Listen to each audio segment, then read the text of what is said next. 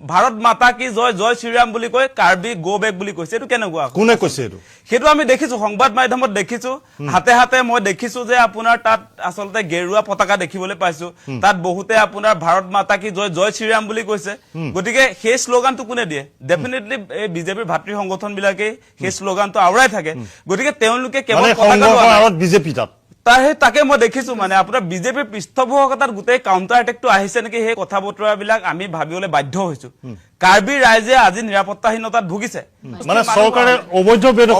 বেদখলকাৰী পক্ষত অৱস্থান কৰিছে মুখ্যমন্ত্ৰী হিমন্ত বিশ্ব শৰ্মাই আৰু তাত সহযোগিতা কৰিছে আপোনাৰ এই সিএম যিগৰাকী আসলতে বৰ্তমান কাৰ্বি ৰাইজৰ কাৰণে এই তুলিৰাম ৰংহাং তেওঁ বদন এতিয়া কাৰ্বি জাতিৰ কাৰণে তেওঁ বদনৰ ভূমিকাত অৱতীৰ্ণ হৈছে গতিকে এই মুহূৰ্তত যিটো অৰাজক পৰিস্থিতি হৈছে কাৰ্বি আংলঙত সেইটো আসলতে আপোনাৰ এই মুখ্যমন্ত্ৰী হিমন্ত বিশ্ব শৰ্মা আৰু আপোনাৰ তুলিৰাম ৰংহাঙৰ ভুলৰ কাৰণে হৈছে এই ঘটনা এনেই হোৱা নাই কিন্তু সেই কথাবিলাক আপোনালোকে গতিকে আপোনালোকে দেখিব যে এই যিটো চৰকাৰ দ্বাৰা বিজেপি চৰকাৰ শাসনলৈ অহাৰ পাছত সাংঘাতিক ধৰণে আসলতে অনা অসমীয়া যিবিলাক আছে যিবিলাক আসলতে আপোনাৰ এই বহিৰাগত বুলি যে কওঁ আমি বিহাৰী বাঙালী পাঞ্জাবী তেওঁলোকৰ সাংঘাতিক ধৰণৰ দপদপনি বাঢ়িছে বিজেপিৰ পৃষ্ঠপোষকতাত বাঢ়িছে আমি দেখিছো বিপন্ন কৰিছে প্ৰথমতে তেওঁলোকে আপোনাৰ সৰ্বানন্দ সোণোৱাল মুখ্যমন্ত্ৰী হোৱাৰ পাছত চিলাপথৰ লংকাকাণ্ড তেওঁলোকে কৰিছিলে আমি দেখিছো ভূপেন হাজৰিকাৰ ফটোত তেওঁলোকে গছকি দিছে গামোচা গছকি দিছে সুবোধ বিশ্বাসৰ নেতৃত্বত সেইবিলাক আমি নেদেখা হৈ থকা নাই নহয় এতিয়া বিজেপিয়ে যদি জাতি মাতি নিৰাপত্তা দিম বুলি কয় আমি বিশ্বাস কৰিম নেকি সেইবিলাক কথা তেওঁলোকৰ দিনত কেনেকে আমাৰ অসমীয়া মানুহে মাৰ খাবলগীয়া হৈছে আজি আপোনাৰ তিনিচুকীয়া জিলাত অনা অসমীয়া বিহাৰীয়ে আমাৰ অসমীয়া খিলঞ্জীয়া মানুহক থাপৰ দি থাকে সেইবিলাক পৰিস্থিতি কোনে আনিলে আগতেতো সেইবিলাক হোৱা নাছিলে আজি তেওঁলোকে মুছলমানক উচ্ছেদ কৰিছো বুলি আমাৰ খিলঞ্জীয়া মানুহৰ কাৰণে তেওঁলোকে যেন আপোনাৰ নিৰাপত্তাৰ কথা চিন্তা কৰে সেই ভাওহে দি থাকে তেওঁলোকে কিন্তু সঁচা সঁচিকে আপোনালোকে চাব এটা বহিৰাগত বনিয়াবিলাকৰ সমান্তৰালভাৱে যিবিলাক আচলতে আগ্ৰাসিত আপোনাৰ বিহাৰী মাৰোৱাৰী আপোনাৰ পাঞ্জাবী যিবিলাক আচলতে উত্তৰ ভাৰতৰ পৰা আহিছে তেওঁলোকে অসমৰ জাতি সত্তাৰ একদম বুকুত মাৰি দিছে এতিয়া কাৰ্বি ৰাজ্যৰ ওপৰত তেওঁলোকৰ দাদাগিৰি আজি আৰম্ভ হৈ গ'ল অলপ দিনৰ পাছত চাব ত্ৰিপুৰাৰ নিচিনা এটা অৱস্থা হ'ব আজি নিশ্চয় পৰিৱেশ আনিছে বিজেপি চৰকাৰে গতিকে অসমবাসী ৰাইজে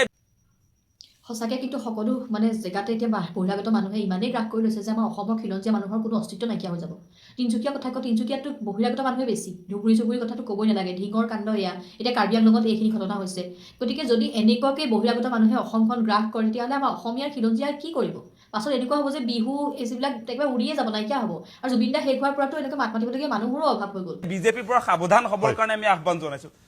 এই কাৰ্বি গো বেক কেনেকৈ ধনি দিব পাৰে কাৰ্বি ভূমিত কাৰ্বি গো বেক কেনেকৈ আহিলে সেই কথাটো আমি বুজি পোৱা নাই বিজেপিৰ দিনতহে সেই কথা তেওঁলোকে ক'ব পাৰিছে আজি দিছে আপোনাৰ সেই তেওঁলোকে যিবিলাকে দিছে আমি দেখিছো তেওঁলোকে হিন্দীত কথা কয় কাৰ্বি গো বেক যিবিলাকে কৈছে সেইবিলাক আপোনাৰ অসমৰ খিলঞ্জীয়া মানুহ নহয় তেওঁলোক অনা অসমীয়া বেদখলকাৰী হয় তেওঁলোকে ভিজিআৰ পিজিআৰত বসবাস কৰি আছে আৰু তেওঁলোকক নিৰাপত্তা দিছে বিজেপি চৰকাৰে ভোট বেংকৰ স্বাৰ্থত ন্যায্য দাবীৰ আন্দোলন তেওঁলোকে বহুদিন ধৰি আমি দেখি আছো যে আমি যদিও অসমৰ বিভিন্ন প্ৰান্তৰ মানুহে আসলতে কাৰ্বি বা যিবিলাক অটনমাস বডি তেওঁলোকৰ যিবিলাক সমস্যা সেইবিলাকক লৈ আমি ইমান আসলতে তাত সেই ইস্যুবিলাকত চিৰিয়াছলি লাগি নাথাকো কিন্তু এই আন্দোলনটো এদিনীয়া আন্দোলন নহয় দীৰ্ঘ দিনৰ পৰা তেওঁলোকে কৈ আছে যে ভিজিআৰ আৰু পিজিআৰ সেই অঞ্চলসমূহ ইতিমধ্যে বেদখলকাৰীয়ে গোটেইটো আগ্ৰাসন কৰি পেলাইছে আৰু ইতিমধ্যে দেখিছো আজি যিটো ঘটনা দেখিলো আজি যে আপোনাৰ এতিয়া ডিজিপি জনে যিটো প্ৰতিক্ৰিয়া দিছে যে ঠাণ্ডা হোৱা নাই কাৰ্বি ৰাইজ সকল ঠাণ্ডা হোৱা নাই বুলি যে কৈছে ইয়াতে আসলে ঠাণ্ডা নোহোৱাৰ কথাটো হৈছে আপোনাৰ ইয়াত কাউন্টাৰ এটেক আহিছে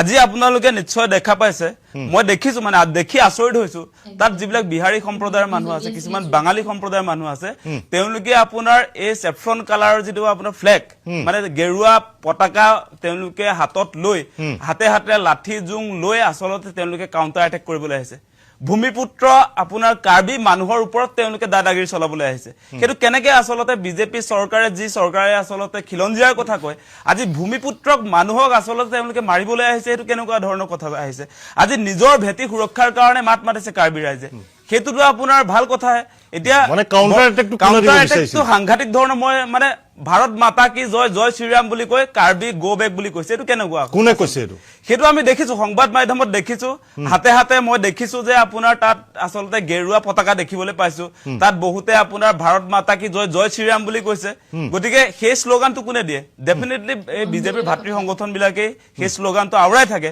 গতিকে তেওঁলোকে কেৱল পতাকা বিজেপি তাত তাকে মই দেখিছো মানে আপোনাৰ বিজেপিৰ পৃষ্ঠপোষকতাত গোটেই কাউণ্টাৰ এটেকটো আহিছে নেকি সেই কথা বতৰাবিলাক আমি ভাবিবলৈ বাধ্য হৈছো কাৰ্বি ৰাইজে আজি নিৰাপত্তাহীনতাত ভুগিছে আজি আপোনালোকে এটা কথা জানি আচৰিত হ'ব যে 1951ৰ যিটো সেন্সাস আছিলে তাৰ ৰিপৰ্ট অনুসৰি আপোনাৰ 1951ৰ যিটো সেন্সাস হেমতে আচলতে প্ৰায় 88ৰ পৰা 90% আপোনাৰ কাৰ্বি জনগোষ্ঠীৰ মানুহ আছিলে আৰু এতিয়া আহি আপোনাৰ 2021 চনৰ যিটো প্ৰি আপোনাৰ হেৰি কৰিছিলে এতিয়া সেন্সাস হোৱা নাই যদিও ইয়াত আপোনাৰ প্ৰি টেষ্ট তথ্য অনুসৰি মানে আপোনাৰ 2021 চনৰ 35% লৈকে আচলতে আপোনাৰ কাৰ্বি জনগোষ্ঠীৰ মানুহ কমি আহিছে বেলেগ মানুহৰ জনসংখ্যা বাঢ়ি গৈছে এতিয়া কাৰ্বি অটোনমাস কাউন্সিলত আপোনালোকে দেখি আচৰিত হ'ব তাত আপোনাৰ 10 গৰাকীহে আচলতে কাৰ্বি মানুহে আপোনাৰ সেই অঞ্চলবিলাকত কাৰ্বি জেগাত আপোনাৰ তেওঁলোকৰ যিটো আধিপত্য সেইটো বজাই ৰাখিব পাৰিছে বাকি আপোনাৰ যি আপোনাৰ 26টা তাত আপোনাৰ পৰিষদীয় অঞ্চল আছে সেই তাত আপোনাৰ বাকি আপোনাৰ 16 খনত কিন্তু আমাৰ খিলঞ্জীয়া মানুহৰ আধিপত্য লাহে লাহে কমি আহিছে সেইটো আজি তাত কাৰ্বি মানুহবিলাকে প্ৰতিবাদ কৰোতে সেই ষ্টেটমেন্ট দিছে গতিকে সঁচা হচিকে এই চৰকাৰখন খিলঞ্জীয়া মানুহৰ পক্ষত নাই তেওঁলোকে বিভিন্ন সময়ত জাতি মাটি ভেটি সুৰক্ষাৰ কথা কয় খিলঞ্জীয়াৰ সুৰক্ষিত ভৱিষ্যতৰ কথা কয় কিন্তু আজি কাৰ্বি মানুহবিলাক ভূমিপুত্ৰ মানুহে ৰাজপথত আজি প্ৰতিবাদ কৰিবলগীয়া হৈছে নিজৰ আপোনাৰ মাটি বচাবৰ কাৰণে আজি আপোনালোকে দেখিব বিজেপি চৰকাৰখনে এনেকেটো আপোনাৰ কোনোদিনে বেদখলকাৰীৰ বিৰুদ্ধে তেওঁলোকৰ একচন হোৱা দেখিছো কিন্তু এনেকেটো আপোনাৰ আজি ৰনোজ পেগু বা আজি আপোনাৰ মুখ্যমন্ত্ৰী গৰাকীৰ যিটো ষ্টেটমেন্ট দেখিলো সেইটো তেওঁলোকে বেদখলকাৰীৰ সমৰ্থনত বক্তব্যটো আগবঢ়াইছে এতিয়া আপোনাৰ তাত যে কৈছে যে হাইকোৰ্টৰ এটা নিৰ্দেশনা আছে ষ্টে আছে বুলি কৈছে ষ্টে কেইগৰাকীমান আপোনাৰ পৰিয়ালৰ কাৰণে আছে তাত হাজাৰ হাজাৰ মানুহে বেদখল কৰি বহি আছে সেই গোটেইবিলাকৰ ষ্টে অৰ্ডাৰ নাই তাত সেই কথাটো মন কৰিবলগীয়া গতিকে মুখপাত্ৰৰ ভূমিকাত অৱতীৰ্ণ হৈছে বিজেপি চৰকাৰখন আজি আপুনি চাওক আজি মুখ্যমন্ত্ৰীজনৰ বক্তব্য আজি ৰনোজ পেগুৰ বক্তব্য এটা কথা ক'ব লাগিব মানে কাৰ্বি স্বায়ত্তশাসিত পৰিষদ সেইটো আচলতে এই লেণ্ড ৰাইটছ বা কাৰ্বি জনতাক আচলতে এই আপোনাৰ মাটিৰ অধিকাৰ দিয়া হৈছে সংবিধানে আপোনাৰ আৰ্টিকল 244 অনুসৰি তেওঁলোকক স্বায়ত্তশাসনৰ ব্যৱস্থা কৰি দিয়া হৈছে একৰ্ডিং টু ইণ্ডিয়ান কনষ্টিটিউচন গতিকে তেওঁলোকৰ অধিকাৰ খৰ্ব কৰিছে আজি বিজেপি চৰকাৰে আজি আপোনালোকে দেখিব আৰু এটা কেছ চলি আছে যে কাৰ্বি ৰাইজৰ মাটি কাঢ়ি এতিয়া আপোনাৰ চিমেণ্ট ইণ্ডাষ্ট্ৰী আপোনাৰ বনা মানে তাত প্ৰতিষ্ঠা কৰিবৰ কাৰণে ইতিমধ্যে হাইকোৰ্টত গোচৰ চলি আছে আৰু তাত সিটিং আপোনাৰ মেজিষ্ট্ৰেট জাজে ক'বলগীয়া হৈছে যে 3000 বিঘা কেনেকে স্বায়ত্তশাসিত অঞ্চলৰ পৰা আপোনালোকে চিমেণ্ট ইণ্ডাষ্ট্ৰীক দিবলগীয়া হৈছে সেই প্ৰশ্ন উত্থাপন কৰিছে আজি আপোনাৰ সিটিং জাজে তেনেকুৱা এটা পৰিস্থিতি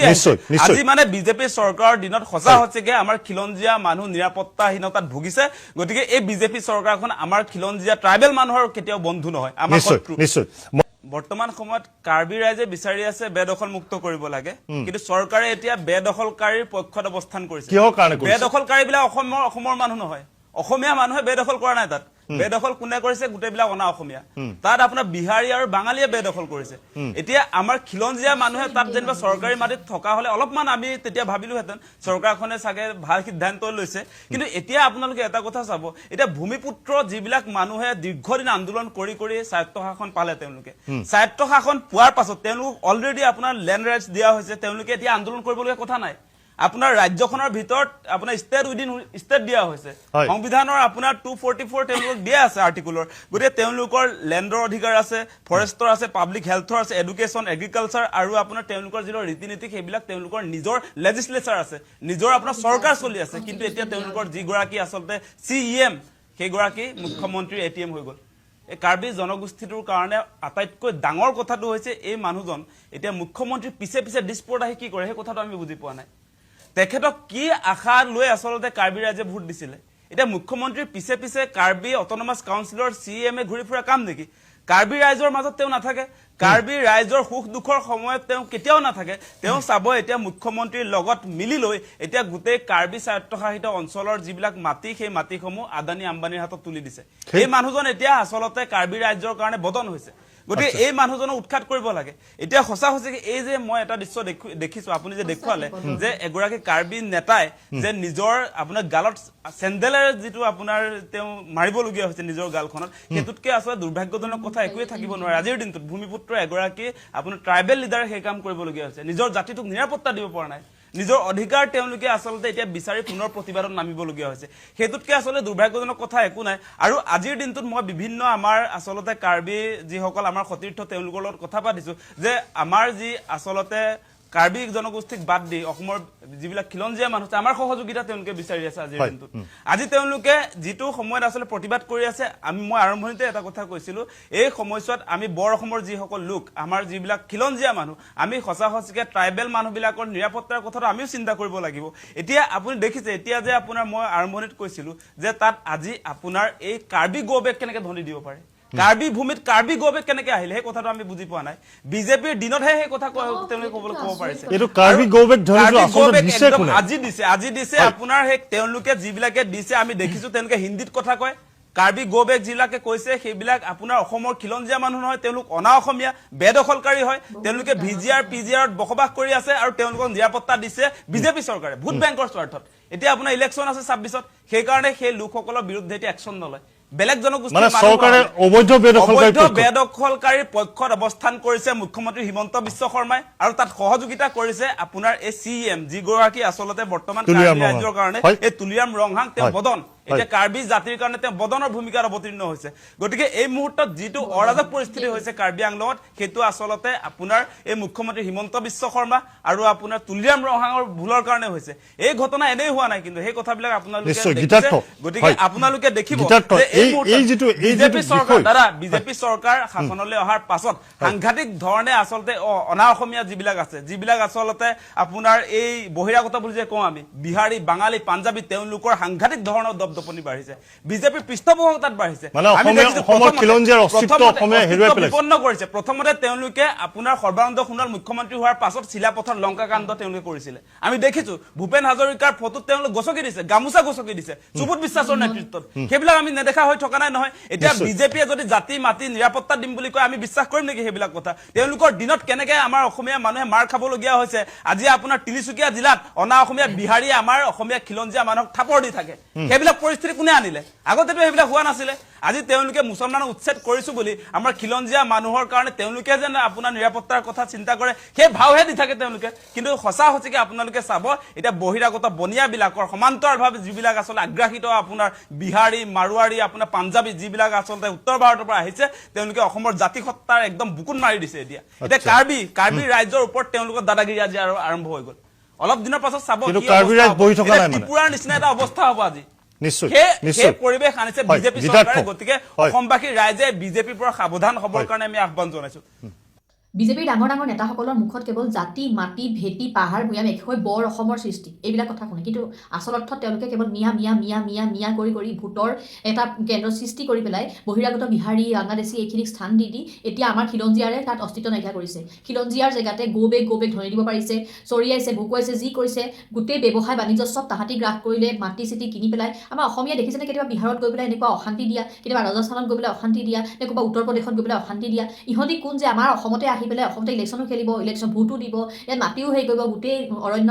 কাটি মেলি তাতে একদম কেম্প পাতি বহি একদম মানে গোটেই অসমখন শেষ কৰি পেলাইছে ত্ৰিপুৰাৰ নিচিনা যদি অসমখন হ'বলৈ হয় নহয় তেতিয়া কিন্তু আমাৰ অসমৰ মানে অস্তিত্ব একেবাৰে নাইকিয়া হৈ যাব এতিয়া বৰ্তমান আমি এনেকৈ দেখিছোঁ আমাৰ যিটো পিছৰ জেনেৰেশ্যনবিলাক আহি আছে তেওঁলোকৰ কাৰণে এইটো ভয়ংকৰ কথা মানুহে কথাবোৰ অকণ মগজটোৱে ভাবিবৰ হ'ল মানে মগজবোৰ লগাবৰ হ'ল কেৱল সেই 1200 টকা 1300 টকাৰ পিছত দৌৰিলে কেৱল অসমখন কিন্তু শেষ হৈ যাব ভৱিষ্যতৰ কথা অকণ চিন্তা কৰিবৰ হ'ল গছ গছনিটো কাটি শেষ কৰি দিছেই বাকী এই যে খিলঞ্জীয়াৰ লগত খিলঞ্জীয়াই যদি এতিয়া মানে নিদিয়ে অকণমান লগ নিদিয়ে তেতিয়াহ'লে কিন্তু আমাৰ অসমখন ধ্বংস হ'বলৈ বেছি দিন নাই